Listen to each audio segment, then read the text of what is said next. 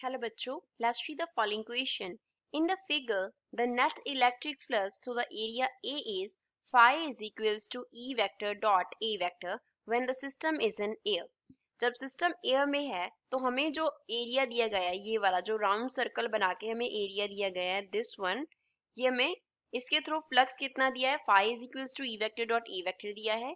और emerging the system in water, जब हम सिस्टम को वाटर में इमर्ज कर देंगे, the net electric flux through the area के थ्रू नेट इलेक्ट्रिक फ्लक्स कितना होगा वो हमें बताना है. Option A, it will become 0, B remain same, C increases और डी डिक्रीजेस.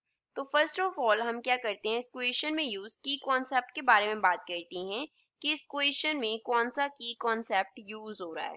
तो इसमें हमें क्या दिया है, फ्लक्स दिया है. फ्लक्स कितना, phi is equals to E vector dot A vector के इक्वल दिया है. अब ई वेक्टर जो है वो किसको रिप्रेजेंट कर रहा है, it represents the electric field को रिप्रेजेंट करता है. अब सिस्टम को वाटर में इमर्ज कर देना है, तो यहाँ पे हमारा कॉन्सेप्ट क्या लगेगा कि जो वाटर मॉलिक्यूल्स हैं वो क्या होते हैं, पोलर होते हैं. वाटर मॉलिक्यूल्स क्या होते हैं, पोलर. वाटर मॉलिक्यूल्स पोलर होते हैं. कैसे, सपोज ये हमारे पास ऑक्सीजन है और ये हाइड्रोजन के एटम्स है, तो वाटर मॉलिक्यूल क्या होता है, H2O होता है. ऐसे वाटर मॉलिक्यूल क्या होता है, H2O होता है. ऑक्सीजन इलेक्ट्रोनेगेटिव होता है तो इसमें पार्शियल नेगेटिव चार्ज आता है, हाइड्रोजन पे पार्शियल पॉजिटिव चार्ज आता है, इस हाइड्रोजन पे भी पार्शियल पॉजिटिव चार्ज आता है. और जो हमारी डायपोल मूवमेंट होती है वो इस डायरेक्शन में होगा, पॉजिटिव से नेगेटिव की तरफ. तो वाटर मॉलिक्यूल्स पोलर हैं. अब हमने जो हमें फिगर दिया उस पे क्या दिया है, क्यू चार्ज दिया है. यहाँ पे क्या रखा हुआ है, क्यू चार्ज रखा हुआ है. हमने सिस्टम को एज इट इज वाटर में डिप कर दिया. तो क्यू चार्ज सपोज कर लो कि हमारा क्या था, पॉजिटिव था. अगर क्यू चार्ज पॉजिटिव था तो उसकी वजह से सपोज ये क्या था, हमारा इलेक्ट्रिक फील्ड था, ई वेक्टर.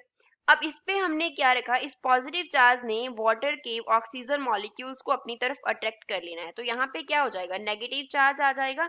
क्या कर लिया, नेगेटिव को अपनी तरफ अट्रैक्ट कर लिया तो पॉजिटिव दूसरी तरफ रह गया. ये किसके लिए आया हमारे पास, वाटर मॉलिक्यूल्स के लिए.